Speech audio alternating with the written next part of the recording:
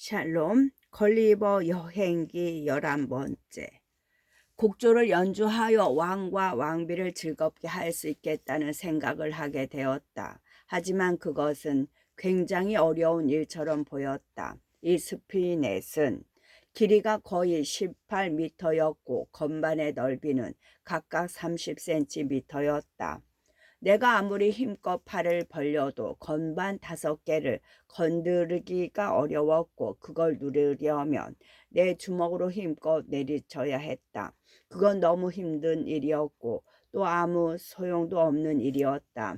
그래서 나는 이런 방법을 고안해냈다. 우선 보통 곤봉만한 크게 둥근 막대기를 2개 준비했다. 곤봉의 한쪽 끝은 반대쪽보다 굵게 만든 다음 그 부분을 쥐 가죽으로 감았다. 이것으로 건반 윗부분을 치면 건반이 상하지도 않고 또 소리를 방해할 것 같지도 않았다. 나는 스피넷 앞에 건반보다 1.2m 낮은 벤치를 갖다 놓게 하고서 그 벤치 위에 올라갔다.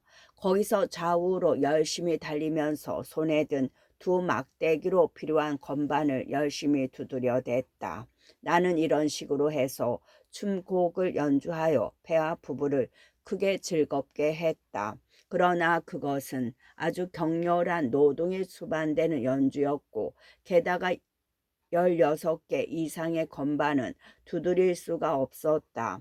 그 결과 다른 피아니스트들과는 다르게 저음과 고음을 동시에 연주할 수도 없었다. 내 연주에 크게 불리한 부분이었다.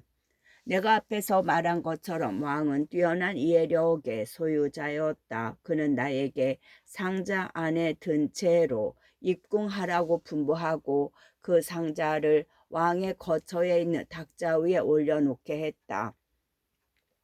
이어 왕은 나에게 의자를 가지고 상자에서 나와서 왕으로부터 3m 떨어진 지점으로 와서 앉게 했다. 그러면 나는 왕의 얼굴과 거의 같은 높이가 되었다. 이런 식으로 해서 나는 왕과 여러 차례 대화를 나누었다.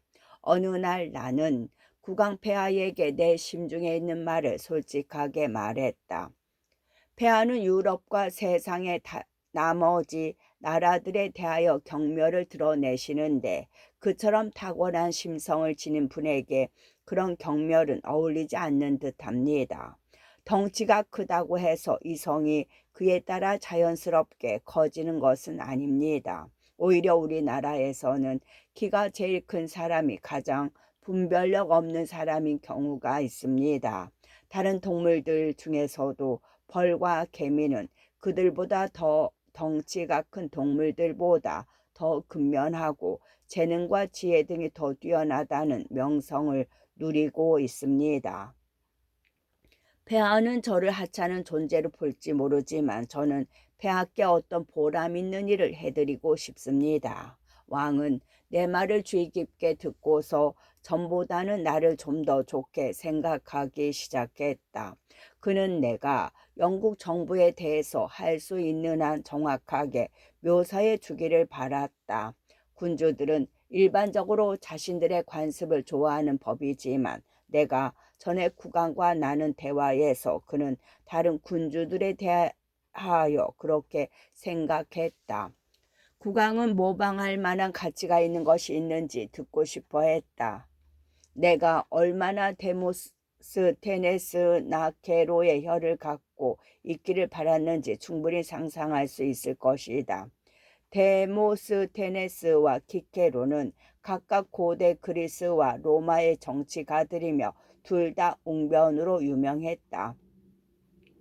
그랬더라면 나는 사랑하는 조국에 대하여 그 장점과 행복에 어울리는 문장으로 찬양할 수 있었을 텐데 나는 먼저 우리나라가 2개의 섬으로 되어 있고 1명의 군주 아래 3개의 강력한 왕국을 거느리고 있으며 아메리카의 식민지를 보유하고 있다는 말로 설명을 시작했다. 나는 우리나라의 비옥한 땅과 온화한 기후에 대해서 오랫동안 이야기했다. 이어 나는 영국 의회의 구성에 대하여 대략적으로 말했다. 먼저 상원이라고 하는 고귀한 기관이 있는데 아주 오래되고 많은 재산을 소유한 귀족들만이 이 기관의 구성원으로 들어간다. 왕과 왕국의 자문역으로 태어난 그들은 어려서부터 문무 교육을 받는다. 그들은 사법부에도 일정한 지분을 갖고 있으며 더 이상의 항소가 불가능한 최고 법원의 재판관으로 나가기도 한다. 그들은 용기, 행동, 충성심 등의 미덕을 발휘하면서 군주와 국가의 보위를 위해 즉각 나설 준비가 되어 있다. 이들은 왕국의 보배이며 간성이다. 귀족들은 저명한 선조의 뜻을 충실히 이행하는 자이며 그들의 명예는 곧 그들의 미덕에 대한 보답이다. 귀족의 후예들은 그런 명예로부터 퇴보한 적이 결코 없다고 알려져 있다. 이런 귀족들 이외에 여러 명의 성직자들, 즉 주교의 지위를 가진 자들이 상원 의원으로 합류한다. 주교의 주된 임무는 종교 전체를 보살피면서 사람들에게 종교를 가르치는 예하 성직자들을 관리하는 것이다. 주교는 군주와 그의 현명한 고문관들이 선출한 자이며 그들은 왕국 전체의 사제들을 샅샅이 뒤지고 살펴서 그 중에서 누가 거룩한 생활을 하고 학문에 박식한지 등을 고려한다. 그들은 진정사제와 주민들의 정신적 아버지들이다. 의회의 또 다른 기관으로는 하원이 있다. 이들은 국민에 의해 직접 선출된 훌륭한 신사들이고 뛰어난 능력과 애국심 등이 감안되어 선출된 인물들로서 온 나라의 지혜를 대표한다. 이 두 기관은 유럽에서 가장 위험 있는 의회를 구성한다. 의회는 군주와의 협의 아래 법률을 제정한다. 이어 나는 사법부에 대해서 언급했다. 법률을 가장 현명하게 해석하는 현인인 판사들이 사법부를 운영하면서 국민의 권리와 재산에 대한 분쟁, 악덕의 처벌, 무고한 사람의 보호 등과 관장한다. 또 재무부의 신중한 재정관리, 해군과 육군의 용기와 업적 등을 언급했다. 나는 각 교파 혹은 정당이 있는 수백만 명의 사람들을 기준으로 하여 국가의 총 인구수를 계산했다. 나는 우리나라의 스포츠와 오락 행사에 대해서도 말했고 우리나라의 명예를 드높일 수 있는 것이라면 사소한 사항들도 빼놓지 않았다. 그리고 나는 지난 100년 동안 영국에서 벌어진 사건과 사고들의 역사를 간략하게 언급하며 설명을 끝마쳤다. 이 대화는 한 번에 몇 시간이나 걸리는 5번의 접견으로도 온전하게 끝나지 않았다. 왕은 아주 주의 깊게 내 말을 경청했다. 그는 자주 내 말을 기록했고 또 내게 물어보고 싶은 것들을 메모했다. 내가 이 긴 설명을 끝냈을 때 국왕폐하는 6번째 접견 때 적어놓은 노트를 참고하면서 모든 사항에 대하여 조목조목 많은 의문, 질문, 그리고 반대 의견을 말했다. 그 나라의 어린 귀족의 정신과 육체를 연마하기 위하여 어떤 방법이 사용되는가? 귀족 자제가 교육 가능한 유소년기에 주로 어떤 일을 하며 보내는가? 어떤 귀족 가문의 대가 끊어지면 어떤 식으로 상원 의원을 보충하는가? 새 귀족으로 선출되는 사람은 어떤 자질을 지녀야 하는가? 이런 승진의 동기로는 군주의 기본, 궁중의 귀부인이나 총리에게 바친 뇌물, 공공이익과 위배되는 특정 정당의 이익 강화 등이 작용하는가? 이런 귀족들이 국가의 법률을 어느 정도 알고 있고 또 어떻게 그런 지식을 얻는가? 그들은 동포 국민들의 최후의 수단으로 그들에게 재산상의 분쟁을 호소할 때 이를 공정하게 해결할 만한 지식을 갖추었는가? 그들은 탐욕이나 당파성 혹은 지식의 결핍으로부터 언제나 자유로워서 뇌물이나 어떤 괴이한 편견이 그들의 판단에 전혀 자리 잡지 못하는가? 내가 말한 주교급 사제가 시대의 흐름에 영합한 적이 있는가? 그는 평사제였을 때 거룩한 삶을 살았고 또 종교적인 문제에 깊은 지식을 갖고 있기에 그런 지위에 승진하였는가? 그는 어떤 유력한 귀족에게 아부하는 노예 같은 전속 사제를 한 적은 없는가? 상원에 들어온 이후에도 그 유력한 귀족의 견해를 비굴한 노예처럼 추종하지는 않았는가? 왕은 이어 다음과 같은 사항을 알고 싶어 했다. 그대가 말한 하원 의원을 뽑는 데에는 어떤 기술이 동원되는가? 돈이 아주 많은 외지 사람이 통속적인 유권자들에게 영향력을 행사하여 그들의 영주나 그 지방의 가장 인품 높은 신사 대신에 그 외지 사람을 선출하게 유도하지 않는가? 나는 의원 생활이 아주 고통스럽고 돈이 많이 들어가는 일이며 월급이나 연금이 없기 때문에 의원 가족들의 생활을 종종 망치는 일이 있다고 보고했는데 왕은 이렇게 물었다. 그런데 왜 사람들은 그토록 의회에 들어가고 싶어 하는가? 국왕폐하는 의원 생활이 미덕과 공공정신에 손상을 입히는 것처럼 보이므로 그 생활이 반드시 성실하다고 보기 어렵다며 의구심을 표명했다. 이처럼 열렬히 의회 입성을 바라는 신사가 선거 때 들어간 비용과 노고를 보상받겠다는 생각을 가지지 않겠는가? 타락한 정부 부처와 연계하고 허약하거나 사악한 군주의 의도에 영합하여 공공선을 희생시키면서까지 그 비용을 회수하려 하지 않을까? 국왕은 이 문제에 대하여 조목조목 내게 캐물으면서 여러 가지 질문을 했다. 그가 내놓은 무수한 질문이나 반론을 여기서 일일이 다 거론하는 것은 신중하지도 않고 적절하지도 않아 이만 생략하겠다. 내가 말한 우리나라의 사법부에 대하여 국왕폐하는 여러 가지 면에서 궁금한 사항을 표명했다. 나는 대법관 법정에서 장기간 소송을 벌이면서 상당한 비용을 지불한 끝에 승소한 적이 있으므로 그 질문에 대해서는 더 잘 대답할 수 있었다. 국왕은 이렇게 물었다. 옳고 그름을 결정하는 데에는 보통 어느 정도의 시간과 비용이 드는가? 명백하고 불공정하고 화나게 하고 억압적인 소송권에서 변호사나 고소인은 어느 정도 자유롭게 말할 수 있는가? 특정 종교나 정치 당파가 재판 결과에 영향을 미칠 수 있는가? 변호사들이 정의의 보편적 지식에 대하여 교육을 받은 사람인가? 아니면 어떤 지방 혹은 어떤 부족 혹은 어떤 다른 현지 관습법에만 익숙한 사람인가? 혹은 변호사들이나 판사들이 관련 법률을 제정하는 데 참가하여 그들 마음대로 그 법률을 해석하거나 부연할 수 있는가? 그들은 동일한 소송권에 대하여 때에 따라 찬성 혹은 반대 의견을 표시한 적이 있는가? 또 상반되는 판결을 내리기 위해 선례를 거론한 적이 있는가? 그들은 부유한 집단인가 아니면 가난한 집단인가? 그들의 의견을 변론하거나 내놓는 대가로 금전적 보상을 받는가? 그들은 하원의 의원으로 일한 적이 있는가? 국왕은 다음으로 우리 재무부의 재정 관리에 대해서 물었다. 국왕은 내 기억이 빗나갔다고 생각한다고 말했다. 나는 우리나라의 세입을 연간 500에서 600만 파운드 정도로 계산한다고 했다. 그러나 그가 국가 지출을 계산해 보니 때때로 세금의 2배 이상이라는 것이었다.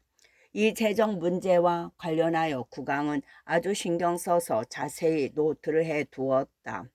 그는 혹시 우리 정부의 행동이 자신에게 도움이 될지 몰라서 그렇게 했다고 말했으며 따라서 이 계산은 틀릴 수 없다고 확신했다. 설사 내가 그에게 말해준 것이 사실이라고 해도 그는 여전히 당황할 수밖에 없다고 말했다. 어떻게 왕국이 개인도 아니면서 빚을 지면서 운영을 할 수 있냐는 것이었다. 국왕은 내게 물었다. 우리의 채권자는 누구인가? 그들에게 변제할 돈을 정부는 어디에서 마련하는가? 국왕은 그처럼 돈이 많이 드는 대규모 전쟁 이야기를 듣고서 의아함을 금치 못했다. 그걸 보니 우리가 싸움을 좋아하는 민족이거나 아니면 아주 나쁜 이웃국가들 사이에서 살아가고 있는 게 틀림없다고 말했다.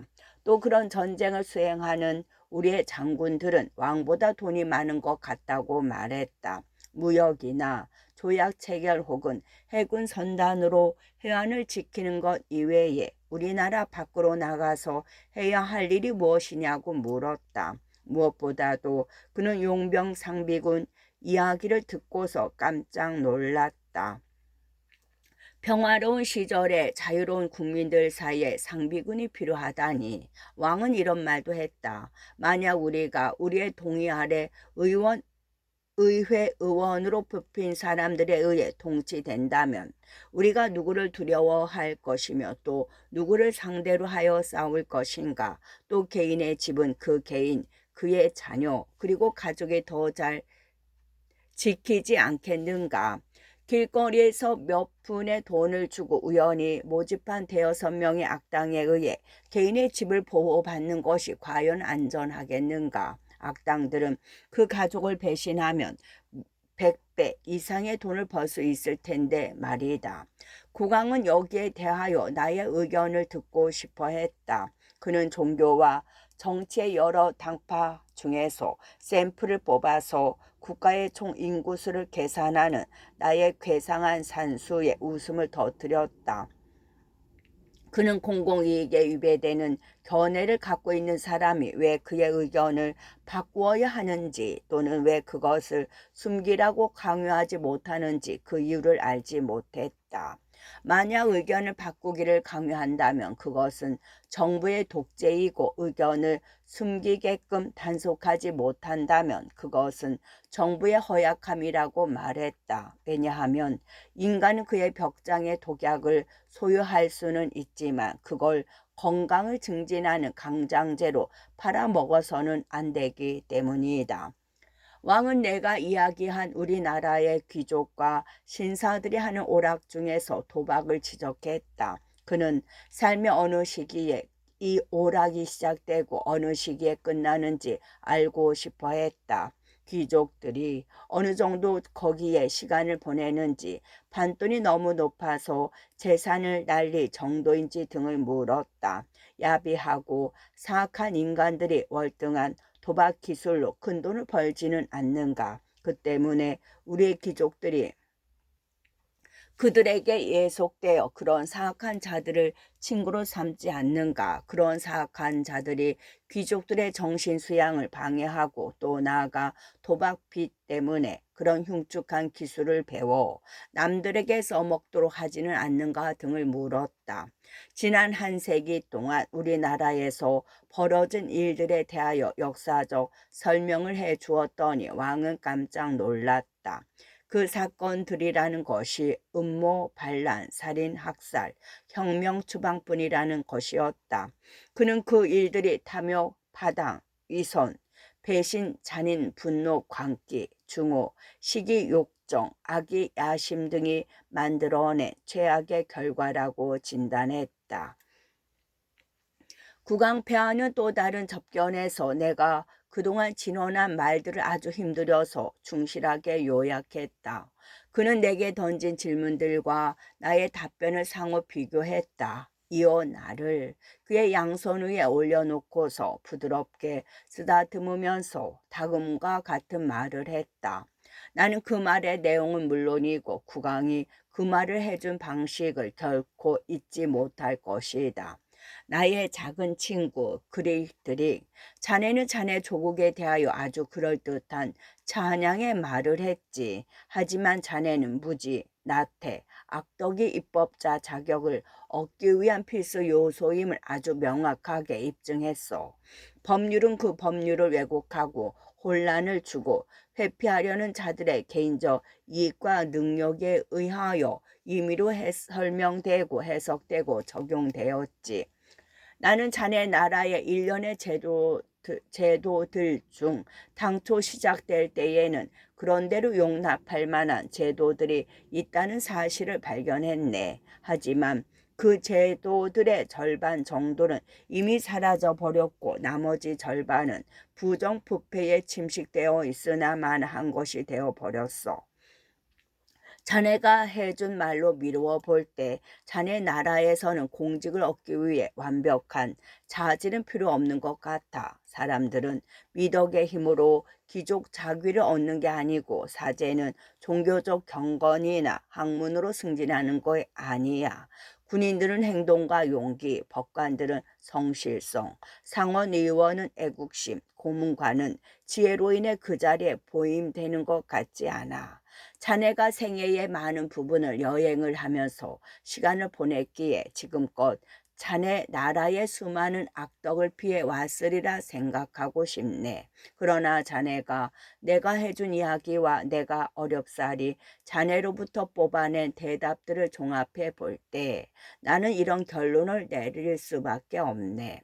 자네 나라의 국민들 대부분은 가장 해로운 자그마한 벌레 같은 족속일세. 자연이 일찍이 땅 위에 기어 다니도록 허용한 벌레들 중에서 말이야. 제7장 저자가 조국에 대한 사랑을 보이다 왕에게 아주 유리한 제안을 했으나 거절당하다. 저자가 거인국의 왕은 정치에 대하여 아주 무지하고 학문은 아주 불완전하고 제한적이라 여기다. 그들의 법률과 군사 문제 그리고 정당들에 대해 이야기하다. 나는 진실을 아주 사랑하기 때문에 내 이야기 중 구강과 대화한 부분을 감추지 않았다. 나의 분노를 그들에게 드러내려 했으나 언제나 경멸을 받았을 뿐이었다. 내가 가장 사랑하는 고상한 조국이 그처럼 심한 대접을 당하는데도 나는 참으면서 버틸 수밖에 없었다. 그런 일이 벌어지다니 나는 정말 유감이었다. 하지만 이 군주는 내 조국의 여러 세부 사항들을 궁금해하면서 꼬치꼬치 캐물었기 때문에 그에게 내가 할 수 있는 한 대답하지 않는다면 배은망덕할 뿐만 아니라 A에도 어긋나는 일일 것이었다. 하지만 나는 나 자신을 변명하기 위하여 이것만큼은 말해 두어야겠다. 나는 의도적으로 그의 많은 질문들을 회피했고 또 대답을 하더라도 엄격한 진실에 비추어 보면 내 조국에 훨씬 유리하게 답변을 했다. 왜냐하면 고대 그리스 역사가였던 할리 카르나소스의 디오니시오스가 후대의 역사가들에게 아주 당당하게 애국심을 주장했던 것처럼 나도 조국에 대하여 칭송할 만한 편파적인 애국심을 갖고 있었기 때문이다. 나는 조국의 약점과 기형을 가능한 한 감추고 그 미덕과 아름다움을 가능한 한 유리한 쪽으로 말해주려 했다. 나는 거한국의 군주와 여러 번 만나면서 이렇게 하려고 진정으로 노력했으나 아쉽게도 별 성공은 거두지 못했다. 그러나 나머지 세상과 완전히 격리되어 있고 따라서 다른 나라에서 동용되는 습관과 관습을 잘 알지 못하고서 살아가는 왕의 입장을 크게 감안해 주어야 한다. 그러한 지식 부족은 많은 편견과 편협한 사고 방식을 가져오기 마련인데 우리 유럽의 세련된 국가들은 그런 것들로부터 완전히 면제되어 있다. 게다가 그처럼 멀리 떨어진 나라의 군주가 미덕과 악덕에 대해서 갖고 있는 견해를 모든 인류의 기준으로 제시하기도 어려운 일이다. 내가 지금까지 해온 이야기를 확인하고 또 제한된 교육으로 인한 한심한 결과를 좀 더 구체적으로 보여주기 위하여 나는 여기서 사람들이 잘 믿어주지 않을 내용을 하나 삽입하도록 하겠다. 국왕폐하의 환심을 사서 나의 입장을 더욱 강화해야겠다는 생각에서 나는 그에게 300~400년 전에 발명한 화학 만드는 기술을 말해 주었다. 이 화학 뭉치에 작은 불꽃이 떨어지면 그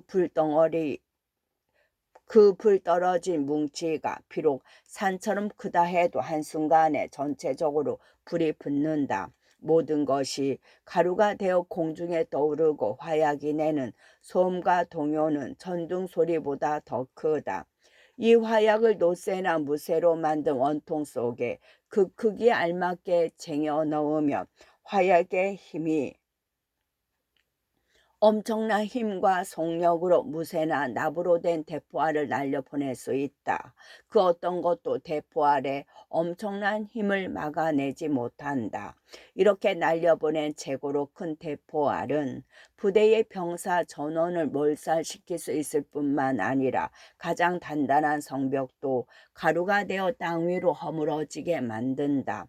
또한 1000명의 선원이 탄 군함도 바다 밑으로 수장시킬 수 있다. 대포알을 사슬로 연결시키면 돛대와 밧줄을 파괴하고 수백 명의 선원들의 허리를 절단해 버리며 대포알이 타격한 것은 모두 가루가 되어 버린다. 우리는 종종 이 화약을 속이 빈 둥근 쇠공 속에다 재워놓고 발사기에 올려놓아 우리가 포위 공격하는 성 안으로 발사한다. 그러면 성 안의 도로는 파괴되고 그 집들은 산산조각이 나고 유탄이 온 사방으로 날아가 근처에 있던 사람들의 머리를 박살내 버린다. 나는 이 화약에 들어가는 원료들을 잘 알고 또 어떤 것이 싸며 어떤 것이 흔한지도 훤히 꿰고 있다. 나는 그 원료들을 합성하는 방법을 알고 있으며 국왕의 일꾼들을 주의하여 거인국의 현지 설정에 맞는 크게 대포를 제작할 수 있다. 가장 큰 대포도 30m 이상이 될 필요는 없을 것이다. 이러한 대포를 20개나 30개 만들어서 그 안에 화약과 쇠공을 채워 넣는다면 폐하 왕국 내에 가장 강성한 읍의 성벽도 몇 시간 안에 파괴할 수 있다. 혹은 수도가 폐하의 지엄한 명령을 감히 거부하려 든다면 그 도시 전체도 파괴할 수 있다. 내가 지금껏 폐하의 은총과 보호를 너무나 많이 받아온 것에 대한 자그마한 보답으로 이 화학 제조 기술을 감히 폐하께 바치고자 한다. 왕은 이 무서운 무기에 대한 나의 자세한 설명과 또 나아가 이 무기를 만들겠다는 나의 제안을 듣고서 공포에 사로잡혔다. 나같이 무능력하고 미천한 벌레가 어떻게 그런 비인간적인 생각을 품을 수가 있는지 경악했다. 또 그런 파괴적인 무기가 가져오는 유혈과 살육을 묘사하면서 마치 그것이 당연하다는 듯이 전혀 동요하는 빛 없이 말하는 것도 괴이하다는 것이었다. 국왕은 그런 파괴적인 무기는 분명 인류의 대적인 사악한 악마가 최초로 만들어낸 무기였을 거라고 말했다.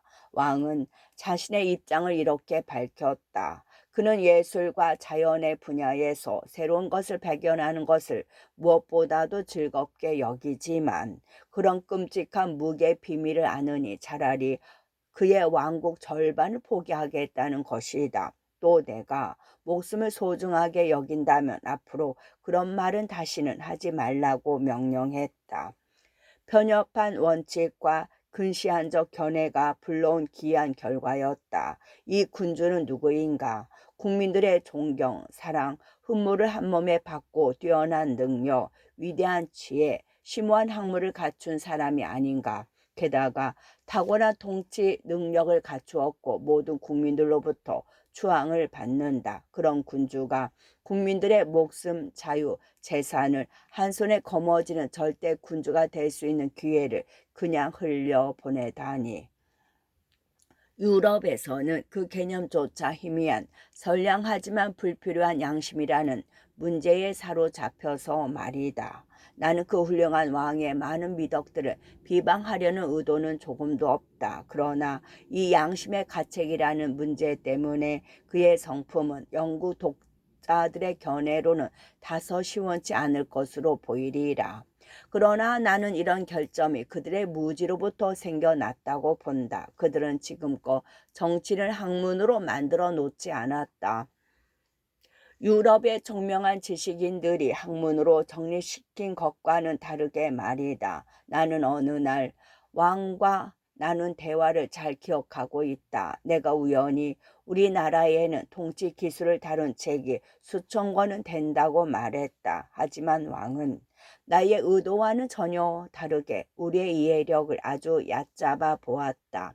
그는 군주나 장관이 회책하는 비밀, 모략, 음모 등을 혐오하면서 그것을 경멸한다고 말했다. 나는 적이나 라이벌 국가가 개입되지 않는 곳에서까지 국가 기밀 운운하는 내 말을 이해하지 못하겠다고 했다. 그는 통치 기술을 아주 비좁은 범위로 제한했다.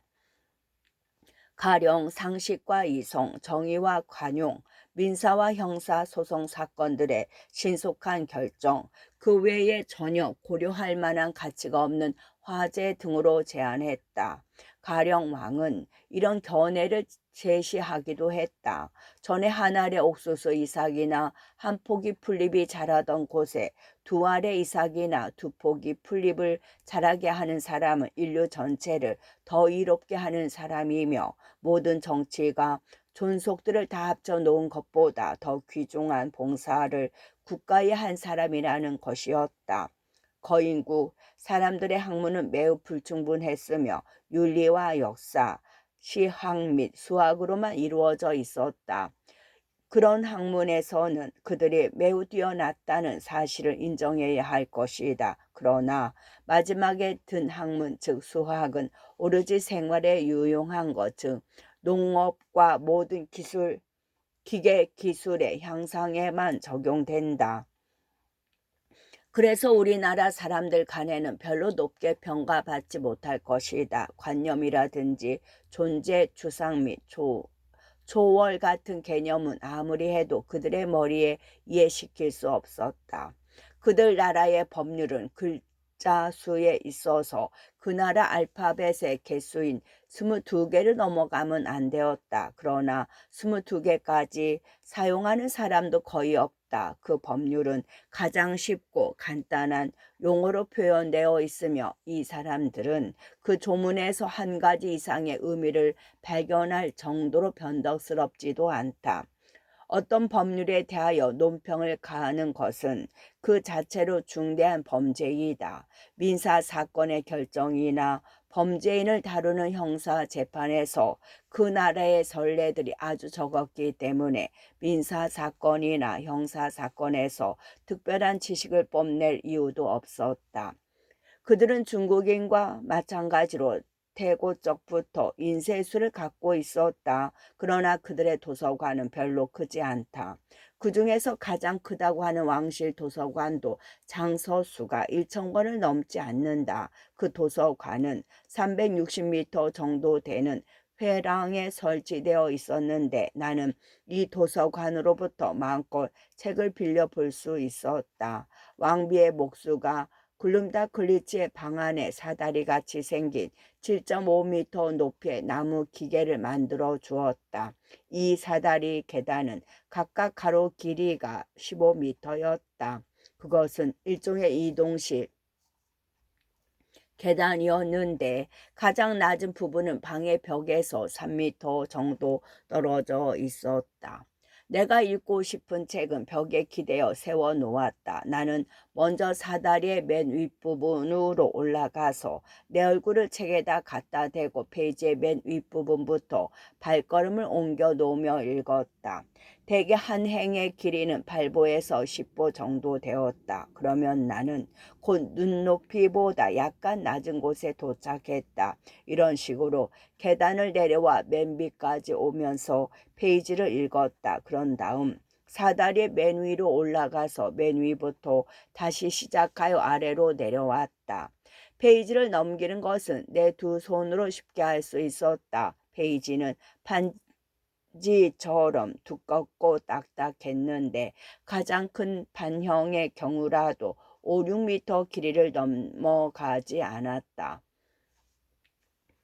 그들의 문체는 평이하고 남성적이고 부드러웠으며 화려하지 않았다. 그들은 불필요한 말을 반복해서 사용하거나 다양한 표현을 구사하는 것을 피했다. 나는 그들의 책을 많이 읽었는데 특히 역사와 도덕 분야의 책을 많이 읽었다. 나는 도덕 분야 중에서 굴름다 글리치의 침실에 언제나 놓여있는 자그마한 오래된 논문이 특히 흥미로웠다. 그 책은 진지하고 나이든 숙녀인 굴룸달 굴리치의 가정교사의 것이었는데 이 교사는 도덕과 헌신을 다룬 책들을 주로 가르쳤다. 이 책은 인간성의 약점을 다루었는데 여자들과 일반 대중을 제외하고는 별반 높이 평가되지 않았다. 나는 이 나라의 저자가 이런 문제에 대해서 어떤 말을 하는지 알아보았다. 이 저자는 유럽의 윤리학자들이 다루는 통상적인 화제를 다 다루었다. 먼저 인간은 그 성질상 왜소하고 경멸스럽고 무기력한 동물이고 불순한 기후나 맹수들의 분노로부터 그 자신을 보호하지 못한다는 것이었다. 다른 동물들과 비교해 보면 어떤 동물은 힘에서, 어떤 동물은 속도에서, 어떤 동물은 육감에서, 어떤 동물은 근면성에서 인간보다 월등히 뛰어나다. 저자는 또 이런 말도 덧붙였다. 세상이 쇠퇴하는 시대로 들어오면서 자연도 퇴화했고 그리하여 고대부터 훨씬 작아진 인간을 생산하기 시작했다. 따라서 다음과 같이 생각하는 것이 아주 합리적이라고 그 저자는 말했다. 인간의 종은 원래는 지금부터 훨씬 컸을 뿐만 아니라 예전 시대에는 거인들이 분명 존재했다. 그것은 역사와 전통이 주장하는 바이고 왕국의 여러 지역에서 우연히 발굴된 뼈와 해골에 의해서 확인되어 왔다. 과거의 인간은 우리 시대의 왜소한 인간보다 훨씬 컸다. 그 저자는 또 이런 주장도 폈다. 자연의 절대적인 법칙은 애초에 우리가 지금보다 훨씬 크고 단단한 존재로 만들어지도록 요구했다. 그리하여 어떤 집에서 떨어지는 키와 소년이 던진 돌, 작은 냇가에서의 익사 등 사소한 사건으로 죽지 않게 만들어졌다.